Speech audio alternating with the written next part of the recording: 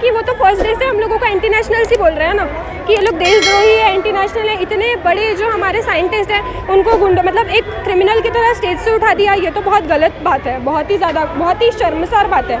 सरकार पहले तो ये धर्मेंद्र प्रधान सर अपने पद से इस्तीफा नहीं दे रहे थे, और दूसरी बार वो अपनी मर्जी से, जो सोनम सर है हमारे, वो अपनी मर्जी से भूख हड़ताल पे बैठे थे, तो उनकी मर्जी के खिलाफ उनको उठा लिया गया। तो डेमोक्रेसी का भी उल्लंघन है और ये हमारे संविधान के खिलाफ जा रहे हैं। क्या ये संविधान को खत्म करना चाहते हैं? हमारी सरकार से आज ये भी सवाल है, क्या सरकार संविधान खत्म करना चाहती है?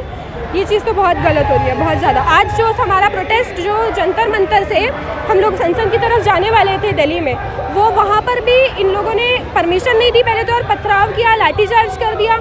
मतलब ये क्या चल क्या रहा है? तुम लोग हम लोगों को क्या समझ के क्या रखा है? हम स्टूडेंट्स है, देश का यूथ है। जब वोट्स लेने की बात आती है तो हम यूथ के पीछे भागते हो, यूथ का वोट चाहिए, यूथ का वोट चाहिए, यूथ का वोट चाहिए।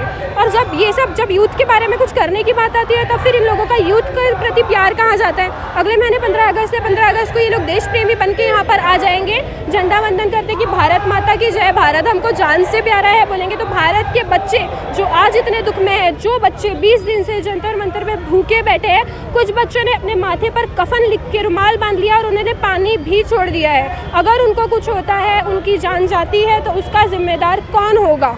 इस चीज़ का सरकार ने जवाब देना चाहिए। मैम, उन्होंने इस्तीफ़ा देना ही चाहिए। ये एक डेमोक्रेटिक कंट्री है। अगर वो अपने पद का मान नहीं रख पा रहे हैं, अगर इनको जो ड्यूटीज़ दी गई है अगर वो पार नहीं कर पा रहे हैं, तो उन्होंने अकाउंटेबिलिटी लेके रिज़ाइन देना चाहिए। और जैसे भी लास्ट 5 इयर्स में देखा गया है कि बहुत सारे पेपर लीक्स हुए हैं। नीट UGC हो गया, नीट हो गया, नेट हो गया, CBSE हो गया, सभी में कुछ ना कुछ स्कैम्स हो रहे हैं, सभी में कुछ ना कुछ इरेगुलरिटीज़ पाई जा रही है। तो धर्मेंद्र प्रधान ने उन्होंने अपना रिजिग्नेशन देना चाहिए और अकाउंटेबिलिटी देनी चाहिए। कई तरीके से तो गलत ही है ना, वो बिना इंटीमेशन के उठाया गया हुआ है और ये देश की इस हिसाब से गलती है। वो बिना इंटीमेशन के भी उठाया गया है। वो कुछ हंगर स्ट्राइक पे बैठे थे, कोई गलत दिशा देने के लिए थोडी बैठे थे वो। एक बघा, एक गोष्ट लक्षात ठेवा, 2014 पासून या देशाचा प्रधानमंत्री निवडून आला, पण त्यांनी एकदा प्रेस कॉन्फरन्स केली नाही। आणि जेव्हा शिक्षण व्यवस्थेवर आमच्यासारखे विद्यार्थी प्रश्न विचारतात, त्याचं उत्तर देण्याची हिंमत या देशाच्या प्रधानमंत्र्यामध्ये, शिक्षण मंत्र्यामध्ये नाही। आणि म्हणून आमच्या समर्थनात जेव्हा सोनम वांगचुकसारखे लोक गेल्या 22 दिवसापासून उपोषण करत आहे, त्यांना भर उपोषणामध्ये जशी एखादी डेड बॉडी उचलून येते पांढऱ्या कपड्यामध्ये, तसं त्यांना उचलून नेण्यात आलेलं आहे।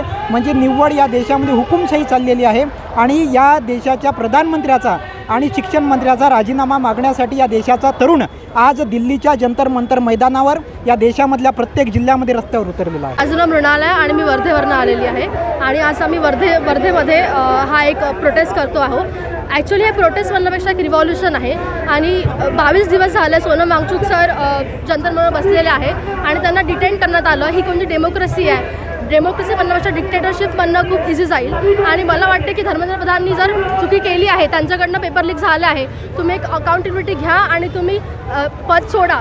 ही एक खुर्ची आहे तर तुम्ही सोडायलाच पाहिजे, कारण इतक्या 8 स्टुडंटनी आपला जीव आतापर्यंत गमावलेला आहे, अजूनही गमवत आहे। अजून तुम्ही किती आमच्या भविष्याशी खेळणार आहे आम्हाला नाही माहिती, पण तुमच्या हातात या गोष्टी आहे। तर आम्ही आज इथे रस्त्यावर उतरलो आहे तुमच्यामुळे आणि तुम्ही आम्हाला असं ट्रीट करताय की आम्ही एक अँटी नॅशनलिस्ट आहोत। Anti nationalist is this a term to use for this country's youth? Is this serious? Like आज मैं ये पूछना चाहती हूँ सरकार से, क्या आपको अकाउंटेबिलिटी नहीं लेना? आप समझ में आ रहा है, लेकिन आज जो जनता यहाँ पे उतर रही है, जो यूथ यहाँ पे आ रहा है, आप उसको भी एंटी नेशनलिस्ट घोषित कर रहे हो। आप बैरिकेड लगा रहे हो बड़े बड़े। आप जो लोग बैठे हैं सोनम वांगचुक सर को आप उठा रहे हो, तो क्या आपको ये शोभा दे रहा है? और मुझे लगता है कि इस्तीफा देकर ख़त्म करना चाहिए और इस देश को बचाना चाहिए, डेमोक्रेसी बचानी चाहिए। इसलिए आज हम यहाँ पे आए। थँक्यू। की गुंडागर्दी आहे। मला सगळ्यांना हाच प्रश्न विचारायचा आहे की तुमच्या मतानुसार म्हणजे तुमची सहमती न घेता जर तुम्हाला कोणी उचलून नेलं त्याला तुम्ही काय म्हणणार? किडनॅपिंग म्हणणार ना? मग त्यांना तसं किडनॅप करून घेणं हे बरोबर आहे का? चुकीचं आहे ना? मग ते चुकीचंच आहे आणि हे करायला वृत्ती लागते, कारण असं वागणारे, रिपिटेटिव्ह वागणारे गुंड वागतात। मग ही गव्हर्नमेंट गुंडांची आहे का? आणि जर गुंडांची नसेल तर असं वागायची त्यांची हिंमत वाढली कशी?